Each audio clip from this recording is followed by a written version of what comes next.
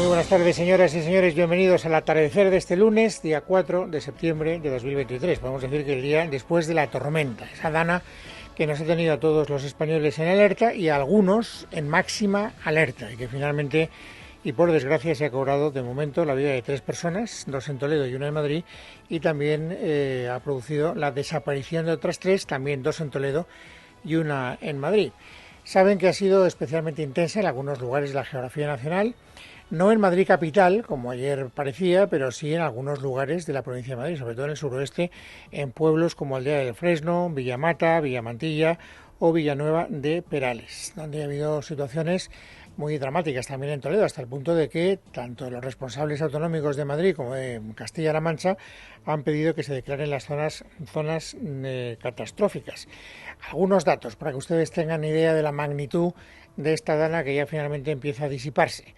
Se han producido 16.800 llamadas al 112 durante el fin de semana, se dice pronto, casi 17.000, y los bomberos han tenido que intervenir en 1.169 ocasiones.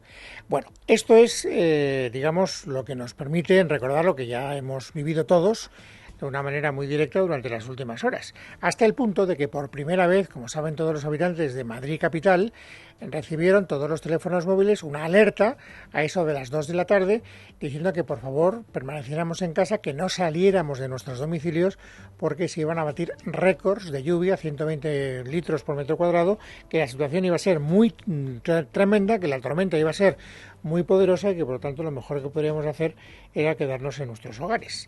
¿Qué es lo que pasó? Pues que en Madrid capital, insisto, porque vuelvo a repetir que en el suroeste de la provincia de Madrid o en ciudades como Toledo se vivieron momentos muy angustiosos, pero en Madrid capital, donde se recibió esa alerta por primera vez en la historia, las cosas no fueron ni muchísimo menos tan graves. Hasta el punto de que ayer, por ejemplo, un presidente autonómico, el andaluz, Moreno Bonilla, dijo, hombre, que este tipo de alertas había que hacerlas con un poquito más de cautela. Hoy, Isabel Díaz Ayuso, que es la presidenta de la Comunidad Autónoma de Madrid, ha querido echarle una mano tanto a los servicios de emergencia como a la AEMET y ha hecho en voz alta esta consideración. Yo creo que uno lo que tiene que sobre todo que pensar es lo que se podía haber evitado y podía haber sido mucho más. Y el haber elevado la alerta y el haber estado todos en ello ha conseguido que tuviéramos las carreteras despejadas, que los servicios de emergencias pudieran estar dedicados en cuerpo y alma solo a esto. Yo creo que tiene toda la razón del mundo, particularmente. Aquí ya saben ustedes que las opiniones son libres, cada uno lo verá de una manera o lo verá de otra. Yo prefiero que las, digamos, cautelas, las precauciones se pasen por exceso que no por defecto. Sin embargo, el alcalde de Madrid no tiene la misma opinión. Y el alcalde de Madrid, a diferencia de lo que ha dicho Isabel Díaz Ayuso, pues ha querido sacar los adversativos a pasear. Y ha hecho consideraciones que no están en consonancia con la frase o con la consideración que acabamos de escuchar en labios de Isabel Díaz Ayuso. Escuchen al alcalde de Madrid. ¿Ha habido un fallo en la previsión? Sí. A mí este fallo en la previsión en la ciudad de Madrid, no en la Comunidad de Madrid, pero este fallo de previsión en la ciudad de Madrid, a mí fundamentalmente lo que me preocupa es por 2 motivos, porque obviamente se causan una serie de perjuicios económicos, pero me preocupa más por la credibilidad que podamos tener frente a los ciudadanos cuando pueda haber siguientes alertas por fenómenos meteorológicos adversos.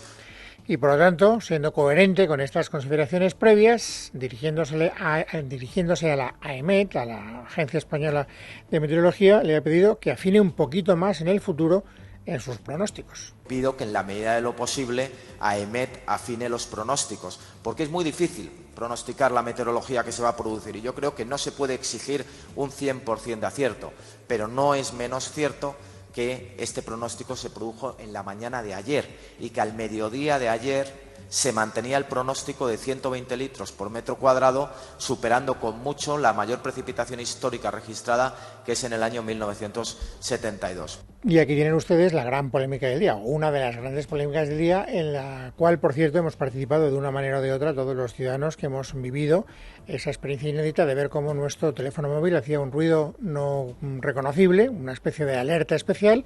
No sabíamos qué es lo que significaba, y cuando vimos que la recomendación era que nos quedáramos en casa y que había una alerta roja y que la situación era de máximo peligro, pues todos nos asustamos. Cuando vimos que las cosas no eran tan lamentables, desgraciadamente, quiero decir, desgraciadamente para las personas que podemos contarlo, o mejor dicho, para las personas que tienen que lamentar daños irreparables. Cuando nos dimos cuenta de que las previsiones no se habían cumplido, pues muchos nos quejamos hoy. Y decimos, hombre, pues ya se podían haber cuidado un poquito, porque nos metieron el miedo en el cuerpo. Porque yo a lo mejor tenía un comercio en Madrid y lo tuve que cerrar. Y eso me ha costado mucho dinero. O yo tenía previsto salir a pasear y no pude salir a pasear y me tuve que quedar toda la casa mirando por la ventana y al final cayeron, pues nada, las gotas habituales cuando llueve en la capital de España. Y esa polémica ciudadana, esa polémica en la que participamos todos los ciudadanos de a pie, ha tenido también su traslación en lo que es la clase política madrileña. Escuchábamos a Isabel Díaz Ayuso manteniendo una tesis, no exactamente la misma tesis que defiende el alcalde de Madrid y naturalmente los grupos de la oposición en el ayuntamiento, es decir, que la oposición a Martínez Almeida han querido participar activamente para tratar de sacar también una cierta ventaja política de esa falta de previsión o esa falta de tino en el pronóstico de la EMET. De tal manera que Reyes Maroto, defendiendo la EMET y cargando muy duro contra Almeida, hoy le ha dirigido al alcalde estas palabras. Yo creo que son lamentables en un día en el que tenemos que reconocer que gracias a esos sistemas de alerta hoy en la ciudad de Madrid no ha habido ninguna víctima, ningún fallecido. Al final, de lo que se trata cuando hablamos de previsiones es de que de alguna manera tomemos las medidas necesarias para que desde las administraciones minimicemos el riesgo. Más Madrid también ha querido sumarse a esta línea argumental y Eduardo Rubiño, que es el portavoz de esa formación política, ha dicho cosas muy parecidas a las de Reyes Maroto.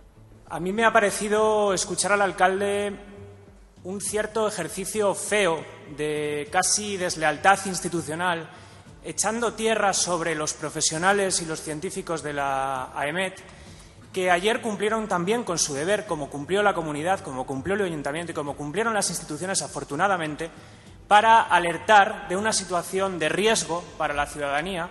Pero no creen que esta es una división izquierda-derecha. No es que los grupos de la izquierda hayan querido cargar contra Almeida. También Vox, que no está precisamente en la izquierda, ha querido hacer suyo este argumento que hemos escuchado en labios de Reyes Maroto y de Eduardo Rubiño. Javier Ortega Smith, que es el representante de Vox en el Ayuntamiento de Madrid, ha dicho esto.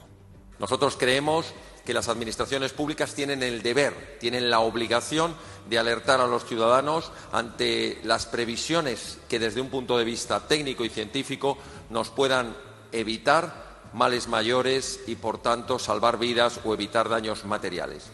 Bueno, afortunadamente, ahora sí que lo digo bien, el adverbio está ahora bien utilizado, la DANA ya va perdiendo fuerza, ya no hay ninguna zona geográfica en española en alerta roja, hay una alerta naranja por viento en Mallorca, pero el resto de las alertas ya tienen colores mucho más suaves. Estamos en alertas amarillas en los lugares donde hay mayor riesgo todavía de lluvias, etcétera, pero no ya de lluvias torrenciales o de tormentas especialmente furiosas como se anunciaban durante el pasado fin de semana. Y es probable que mañana siga lloviendo, aunque a partir del miércoles la situación, dicen los expertos meteorólogos, va a tender a normalizarse.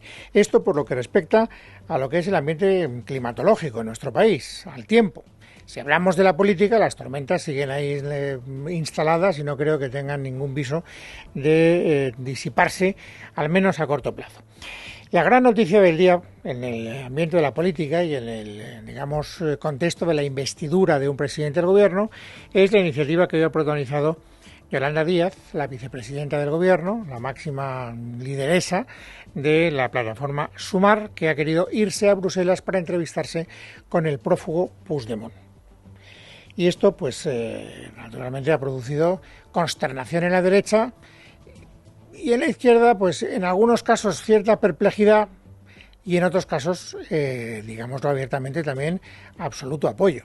Perplejidad en el gobierno, por lo menos eso es lo que dicen, porque afirman desde el gobierno que ellos no tenían ni idea que Yolanda Díaz iba a viajar a Bruselas, que lo supieron anoche, que es cuando lo comunicó a última hora Yolanda Díaz, y sin embargo, pues no, y por tanto no ha habido ninguna declaración. Quieren marcar distancias, no han querido pronunciarse sobre lo que ha podido ocurrir, aunque lo que ha ocurrido es muy fácil de adivinar, porque todo el mundo sabe lo que Puigdemont quiere.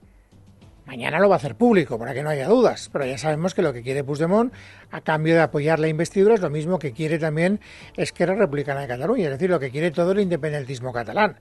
Dos cosas, fundamentalmente, primero amnistía y después referéndum de autodeterminación.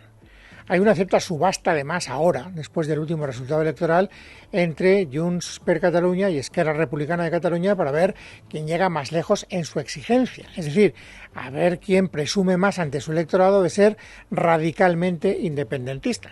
Por eso, sabiendo que mañana el señor Puigdemont va a ponerle nombres y apellidos a sus contraprestaciones, a sus exigencias, a cambio de apoyar la investidura, Oriol Junqueras ayer por la tarde salió a la palestra para decir que ellos quieren lo mismo, i un huevo duro. L'amnistia és una condició necessària per poder començar a resoldre aquest conflicte, que és un conflicte que inclou necessàriament el dret a decidir per part de la societat catalana, el dret a l'autodeterminació de la societat catalana. Per tant, l'amnistia no és el punt final, sinó que és el punt inicial. No es el punto final, es el punto inicial, la amnistía, y ahí está, la han escuchado, no lo hemos querido traducir porque yo creo que se entiende perfectamente la reivindicación del ejercicio del derecho de autodeterminación como, digamos, parte del complemento de lo que pide el independentismo catalán. Y eso es lo que le ha dicho Puigdemont hoy a Yolanda Díaz. ¿Y qué es lo que ha dicho Yolanda Díaz? Ha hecho declaraciones, ha publicado un tuit hace muy pocos minutos en las redes sociales, donde dice: el diálogo es un método y un compromiso para impulsar avances sociales y para caminar hacia un país plurinacional donde la política sea el centro de las soluciones. Seguiremos hablando, seguiremos buscando salidas en el diálogo y la democracia. Ha habido un encuentro muy breve con los medios de comunicación a la salida del encuentro que se ha celebrado en el Parlamento Europeo en Bruselas con los medios de comunicación, y lo que Yolanda Díaz ha ratificado en ese breve encuentro, como escucharán enseguida, es que efectivamente se va a reunir más veces con el señor Puigdemont. ¿Habrá más reuniones? Sí, claro. ¿Aquí? ¿Cómo fue la reunión, vicepresidenta? Muy bien, gracias. Bueno, pues esto es lo que dice ella. ¿Qué dice el gobierno? ¿Qué es lo que nos interesa? ¿Qué es lo que dice Pedro Sánchez? Ya les he comentado hace un instante que el gobierno dice: yo no sabía que Yolanda Díaz iba a ir a Bruselas a entrevistarse con Puigdemont. Lo sube ayer por la noche. Tampoco hice nada por impedirlo.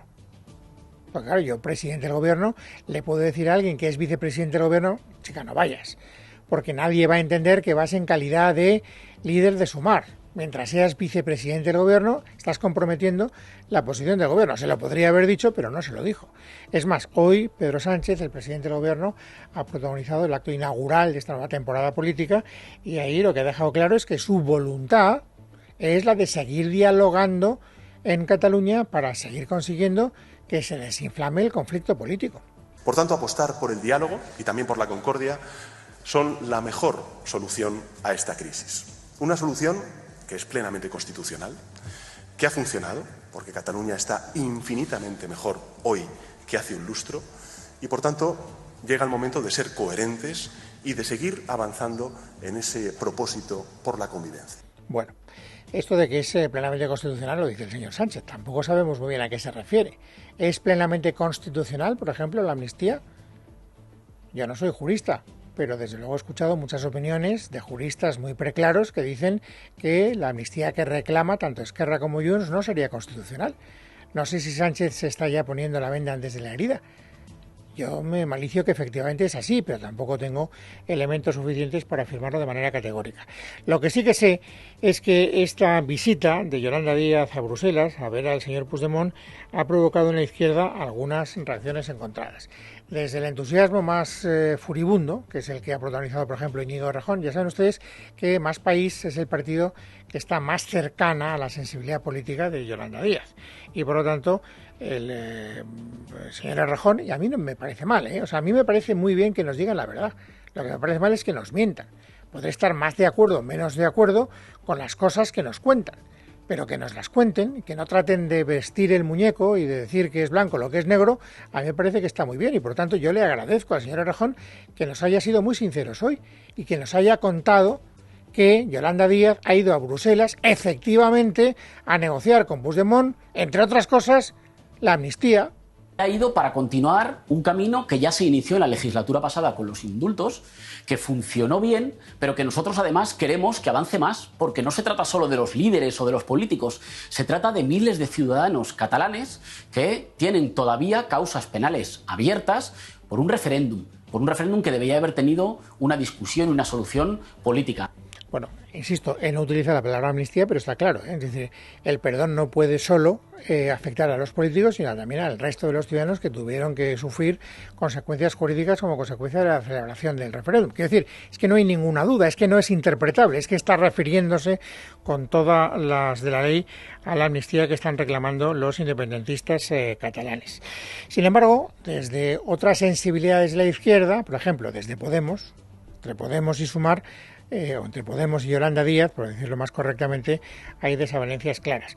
Hoy Javier Sánchez, que es el portavoz de Podemos, este lunes, ha salido y ha querido marcarse también una cierta distancia con respecto a la iniciativa de Yolanda Díaz. No en el fondo, como veremos enseguida, pero sí en la forma.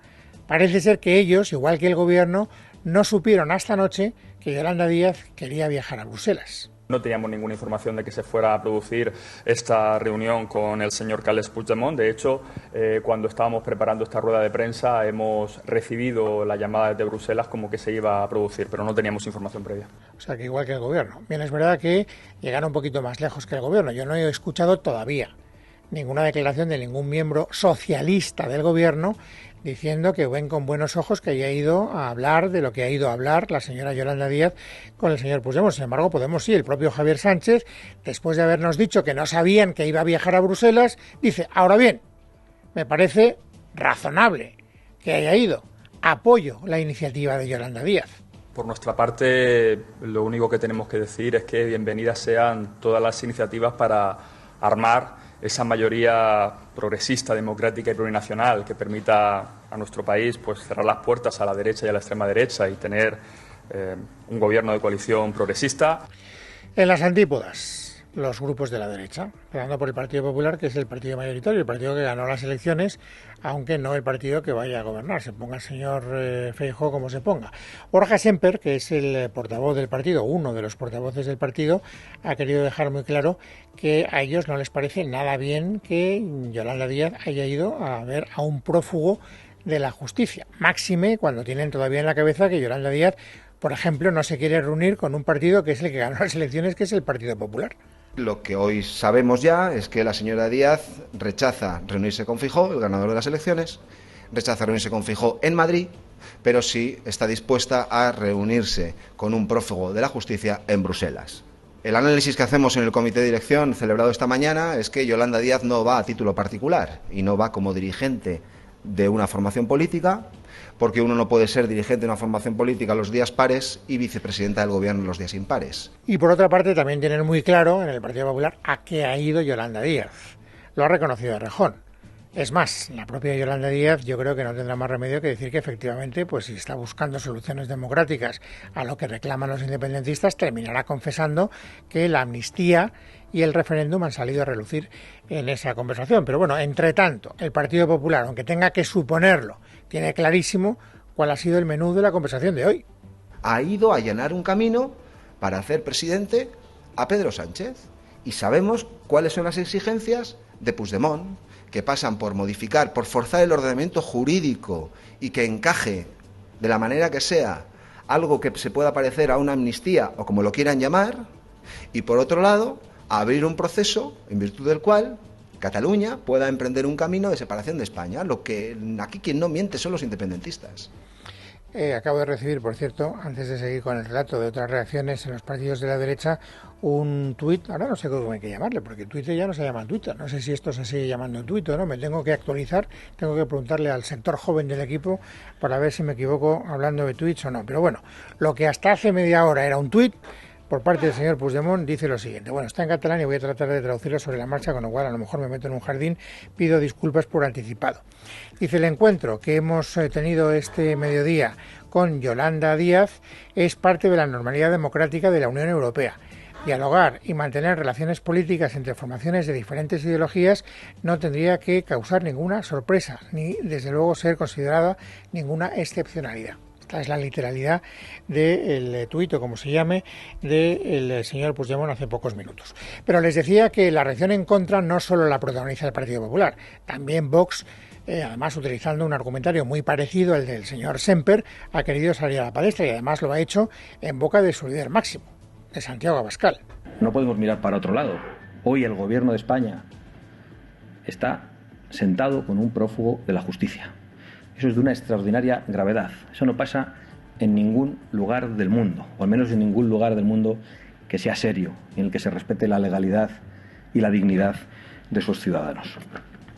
Bien, sin embargo, tengo que decir que aunque están de acuerdo el Partido Popular y Vox en esto, es decir, en criticar la visita de Yolanda Díaz, sabiendo que Yolanda Díaz ha ido a Bruselas a hablar de lo que ha ido a hablar, sin embargo, en otras cuestiones no están de acuerdo. Por ejemplo, ustedes saben, porque lo supimos hace unas semanas, hace unos días, que el Partido Popular quiere entrevistarse con Junts per Catalunya en el Congreso de los Diputados. Quiere entrevistarse con todos los grupos políticos porque Feijóo se tiene que someter a una sesión de investidura a finales de este mismo mes de septiembre y quieren hablar con todos. Y eso es lo que a Abascal no le parece bien. Es decir, hombre, el Partido Popular no puede criticar la visita de Yolanda Díaz a ver a Puigdemont cuando es el propio PP quien quiere entrevistarse con el partido del señor Puigdemont. Pues es algo que nos preocupa muchísimo. ¿Y cuál es nuestra posición? Pues la del presidente del Partido Popular en Cataluña, que es la misma que la de nuestro líder en el Parlamento de Cataluña, Ignacio Garriga, y secretario general, la de que Junts no es un interlocutor válido y que nos tendrán que explicar en realidad cómo es posible, con la Constitución encima de la mesa, con el respeto a la legalidad constitucional y a la igualdad de los españoles, establecer cualquier contacto de esa naturaleza. Sin embargo, Borja Semper, el portavoz del Partido Popular, quiere, digamos, contraargumentar esta posición de Vox utilizando este razonamiento. Y con Junts nos vamos a ver para decirles cuál es el proyecto de España, cuál es el proyecto de reformas para los españoles que tenemos y que quiere impulsar Feijóo en el supuesto de ser investido presidente del gobierno. Bueno, yo creo que con esto vamos que chutamos, porque la crónica política va a ser muy densa y vamos a tener que hartarnos de hablar de autodeterminación y de hablar de amnistía y de hablar de Puigdemont y de hablar de investidura y de hablar de reuniones. Mañana, sin ir más lejos, ya el señor Puigdemont nos va a decir cuál es el precio que fija para apoyar la investidura del señor Núñez Feijóo. Por lo tanto, insisto, vamos a tomárnoslo con calma porque este curso va a ser muy duro y muy intenso. Antes de resumir otras noticias destacadas del día, sí que me van ustedes a permitir una pequeña licencia, que creo que es de justicia, y es recordar con especial cariño a Armando de Miguel, que ayer se nos fue para siempre, a los 86 años. Murió después de una enfermedad que lo tenía bastante malito durante las últimas semanas. Armando de Miguel, ustedes lo sabrán, era colaborador de esta casa, fue uno de los grandes sociólogos que hemos tenido y muchos periódicos lo despiden recordando que fue el padre de la sociología española moderna, y probablemente es verdad. Y era más que profesionalmente una persona. A mí, cada vez que se va una persona a la que he tratado, lo que me gusta es despedir al ser humano. Desde luego, a él le gustaría, y yo quiero contribuir a que su aportación profesional quede valorada. Él no era un sociólogo cualquiera, él fue uno de los grandes sociólogos que hemos tenido en nuestro país. Además, por cierto, un sociólogo que se preocupaba de la vida cotidiana, que le interesaba mucho cuál era nuestra manera de vivir al día, o cómo vivieron nuestros ancestros, o cuáles eran las costumbres. Le gustaba mucho utilizar bien las palabras, saber el porqué de los proverbios, saber todo lo que estaba oculto. Era una persona, como buen amante de Galdós, que lo que quería es saber cómo se comía, cómo se vestía, cómo se pensaba en cada una de las épocas que él ha estudiado como sociólogo. Pero sobre todo era una gran persona. Era un tipo de estos íntegros. Y no crean ustedes que es muy fácil cruzarse con gente íntegra hoy en día en la vida. Una persona que defendía aquellas ideas en las que creía, importándole un rábano que sus ideas fueran mejor entendidas o peor entendidas, que causaran más rechazo o menos rechazo. Él era fiel a su manera de entender las cosas y las defendía con un sentido común aplastante. Tengo que decir que a mí es una de las características que más me llamó la atención siempre de Armando de Miguel. Podías tener una conversación de cualquier cosa, que aunque él no supiera específicamente de esa materia, siempre se aproximaba a ella con un sentido común que le hacía parecer casi una persona sabia, una persona entrañable, una persona risueña, era una persona pacífica, era una persona que luchaba por aquellas cosas que nos unen, por la libertad de las personas. Se metió en muchos líos por defenderla, Desde luego por defender, por ejemplo, el uso del castellano en Cataluña, donde tuvo que salir por piernas. Yo soy testigo, por ejemplo, de un encuentro que tuvo muy tenso con Jordi Pujol, estando en la cadena COPE. Tuve la oportunidad de trabajar con él muchos años, fue contertulio de mi programa en la cadena COPE durante muchos años. vivimos juntos muchas aventuras en la radio y en la televisión. He tenido con él muchas conversaciones y créanme, lo voy a echar muchísimo de menos. Le encantaba vivir a su modo, a su estilo, a su manera, como diría Frank Sinatra, y eso es lo que nos dijo cuando se iba a jubilar, que pensaba hacer el resto de su vida. Sí, una nueva vida en el sentido de que, bueno, continúa la antigua, claro está, pero nueva en el sentido, creo yo, de que ahora voy a hacer más todavía lo que me da la gana. Pues siempre lo he hecho un poco, pero ahora mucho más todavía. Siempre he tenido esa fortuna de hacer siempre lo que me divertía, lo que me satisfacía, y ahora yo creo que mucho más, puesto que hay cada vez menos obligaciones y más devociones, podríamos decir. Lunes 4 de septiembre de 2023. Vamos, amigos, ahora sí a completar el paisaje informativo sobresaliente del día. Carmen Arreaza, bienvenida, buenas tardes. ¿Qué tal, Luis? Buenas tardes y bienvenido. Comenzamos contándoles que el verano termina con la primera subida del paro desde febrero y con una caída de afiliados no vista desde el fin de la campaña de Navidad. Y es que agosto acaba con 5 meses de descensos y termina con casi 25.000 parados más que en julio. Javier García. El número de personas en situación de desempleo al finalizar el mes de agosto ha ascendido en 24.826 personas en relación con el mes anterior. Con esta cifra, los parados vuelven a sobrepasar la barrera de los 2,7 millones de la que había bajado por primera vez en 15 años el pasado mes de junio. El secretario de Estado de Empleo y Economía Social, Joaquín Pérez Rey, ha destacado que no es un mes positivo agosto para el empleo. Con la sola excepción de 2021, que era un año muy peculiar vinculado a la salida de la pandemia y que generó creación de empleo en ese momento, en los últimos 25 años el paro registrado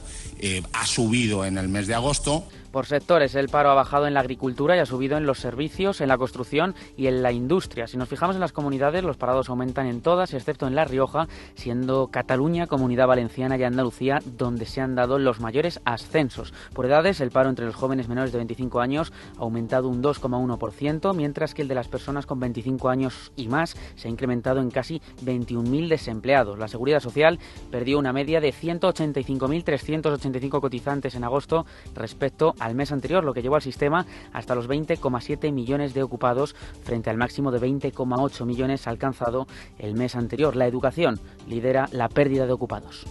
Gracias, Javier. Sumar ha confirmado los portavoces de su grupo parlamentario en el Congreso, en el que además de la número 2 de Yolanda Díaz, Marta Lois, también tendrán una portavocía los Comunes, Compromís y la Chunta. Izquierda Unida, Más País y Podemos quedan fuera de este reparto, por lo que los morados han pedido a Sumar que rectifique. Así lo explicaban hoy Isa Serra y Javier Sánchez. Creo que es importante decir que esperamos que rectifique y que finalmente Podemos sí que tenga voz propia, digamos, en el Congreso. Queremos que esas negociaciones salgan bien y que se pueda convivir en esa coalición y en ese grupo parlamentario. Estamos siendo discretos, pero desde luego públicamente sí vamos a pedir pues ese respeto, ese reconocimiento y ese espacio a Podemos que creemos que se tiene que dar tanto a nivel de portavocías adjuntas como también a nivel de ministerios.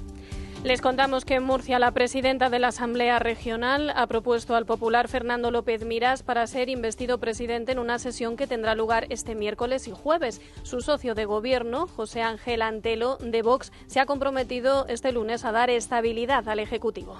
Va a ser un gobierno fuerte, un gobierno estable. No hay consejerías de Vox y consejerías del Partido Popular, hay un único gobierno, una única voz. Es verdad que conformados por partidos que somos distintos, que pensamos en muchas cosas de manera diferente, y el señor López Miras va a tener capacidad sobre todas las consejerías como presidente, y evidentemente yo como vicepresidente pues también. Yo creo que vamos a hacer una acción coordinada de gobierno. Sepan también que el presidente de Aragón, Jorge Azcón, ha anunciado que no va a cesar a la directora general de Justicia y al de Caza y Pesca, ambos de Vox, por los mensajes que estos publicaron en sus redes sociales exaltando al franquismo. Marta Miguel, buenas tardes. Buenas tardes, así es. Esta mañana el presidente Jorge Azcón cerraba filas asegurando que se abre una nueva etapa y que no cesará a los dos directores acusados de apología del franquismo. En el programa La Rebotica de Radio Zaragoza ha pedido juzgar a la gente por las decisiones que vayan a tomar a partir de ahora. Bueno, indudablemente las declaraciones son unas declaraciones desafortunadas, pero yo creo que también hay que pensar en lo que estaba diciendo ahora, en que esta es una nueva etapa. Es decir, yo no he elegido a muchos de los directores generales por lo que habían hecho en el pasado, sino por lo que creo que van a hacer de cara al futuro. Ha roto así el silencio que ha guardado este fin de semana, duramente criticado por la oposición. Sobre esa decisión de no destituir a los directores generales se ha pronunciado de este modo el líder de Vox, Santiago Abascal. Tengo que felicitar la actitud del señor Azcón, porque es una actitud, en este caso como la que tiene Vox, de no admitir que sea la izquierda la que nos diga a quién tenemos que nombrar. Una izquierda que incorpora al gobierno a partidos y a personas que utilizan la hoz y el martillo. Una izquierda que ha incorporado al gobierno la estelada, que es una bandera completamente ilegal, que también enarbola la bandera republicana, absolutamente inconstitucional. Una izquierda que legitima a un secuestrador y a un condenado por terrorismo como Arnaldo Otegi. Cambiamos de asunto. 234 personas han muerto en accidentes de tráfico en las carreteras españolas durante los meses de julio y agosto, 7 fallecidos más que el verano pasado. Se trata de la cifra más alta desde 2018, tal y como ha explicado hoy el ministro del Interior, Fernando Grande Marlaska. Nos preocupa muchísimo también, todavía porque es un problema, el consumo del alcohol y las drogas en la conducción. 59.000 condenas en el año 2022 por conducción bajo la influencia del alcohol y de las drogas. También a este respecto nos preocupa porque el 50% de los fallecidos en siniestros viales, las autopsias han determinado que lo hacían bajo los efectos del alcohol o drogas. Y el Ministerio de Igualdad ha reunido este lunes a su comité de crisis tras un mes de agosto trágico con 7 asesinatos machistas. Se trata de la segunda vez que se convoca este verano y la quinta desde que se puso en marcha este mecanismo en julio de 2022. Escuchamos a la delegada del Gobierno contra la violencia de género, Victoria Roussel. Se ha convocado tras haberse producido 7 asesinatos de mujeres y la cifra de 10 menores de edad, niños y niñas, huérfanos y huérfanas por violencia de género. Los datos los tienen de localizaciones y de los huérfanos y las mujeres a las que corresponde reseñar que solo una de ellas había interpuesto una denuncia previa. Y nos marchamos fuera de nuestras fronteras para acabar contándoles que el presidente de Ucrania, Volodymyr Zelensky, ha anunciado la destitución de su ministro de Defensa en el mayor cambio en su gobierno desde el comienzo de la invasión rusa. Я вирішив провести заміну міністра оборони України. Олексій Резніков пройшов. Mientras tanto, Vladimir Putin ha recibido en el balneario ruso de Sochi al presidente de Turquía, Erdogan, en una reunión satisfactoria. Han calificado y con el objetivo de encontrar una vía de acuerdo para la exportación del grano a través del Mar Negro.